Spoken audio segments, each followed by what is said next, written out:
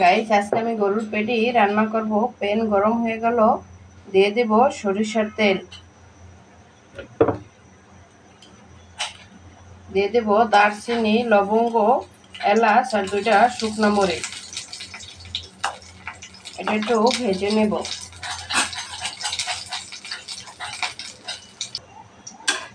মরিচটা একটু হালকা ভেজে নিয়েছি। এখন দিয়ে দেব মরিচ কুচি আর পেঁয়াজ কুচি। আসসালামু আলাইকুম গাইস, আপনারা সবাই কেমন আছেন? পেঁয়াজটা ভালোভাবে ভেজে নেব।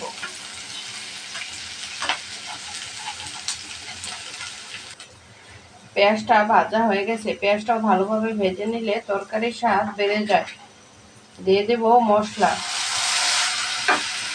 এখানে মশলা ছিল হাফ চা চামচ আদা বাটা, হাফ চা চামচ রসুন বাটা, হাফ চা চামচ হলুদের গুঁড়া, 1.5 চা চামচ মরিচের গুঁড়া, 1 চা চামচ ধনিয়ার গুঁড়া, 1 চা চামচ জিরার গুঁড়া, স্বাদ মতো লবণ। মশলাটা ভালোভাবে কষিয়ে নেব।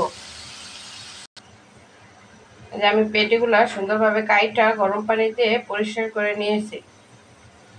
গরম পানিতে ধুলে আর একটা আইসটা গন্ধ আসে না।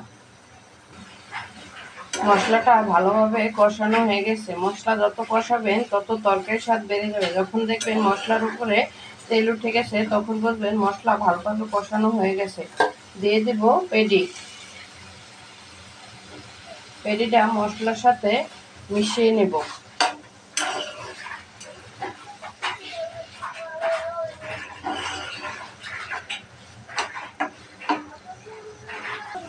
কষানোর জন্য ঢাকনা দিয়ে ঢেকে দেব।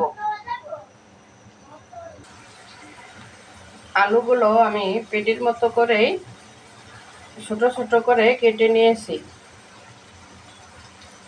পেটিটা কষানো হয়ে গেছে।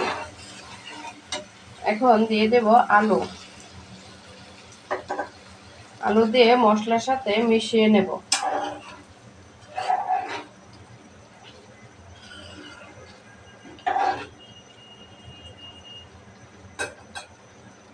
আলুটা একটু কষিয়ে নেব। আলু দিয়ে কষানো হয়ে গেছে। দেখুন দেখতে কত সুন্দর লাগছে। এখন মনে চায় খেতে। দিয়ে দেব সিদ্ধ হওয়ার জন্য গরম পানি।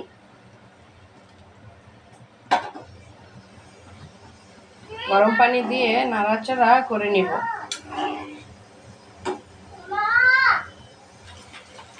রান্নাটা অলরেডি কমপ্লিট হয়ে গেছে। দেখুন কালারটা কত সুন্দর হয়েছে।